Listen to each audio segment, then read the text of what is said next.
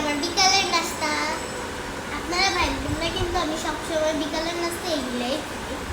আমি কিন্তু এক একদিন এক একটা খাই। আজকে এইগুলা, এই যে এটা হচ্ছে ভর্তা, ডিম সিদ্ধ, এটা কিন্তু ওই জাম্বুরার ভর্তা। আর এটা হচ্ছে এই যে কলা, এই কলাটা মিষ্টি নাকি, এটা কিন্তু উপর বাংলা কলা।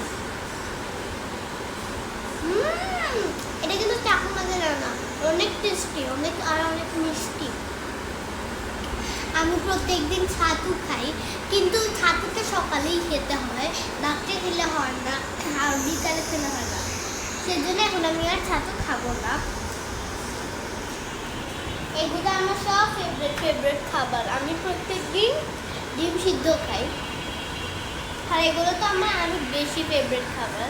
আমি আর আমার আম্মু বাইরে যে এসব নিয়ে আসছি, আমার এগুলো খেতে খুবই ভালো লাগে। বাই।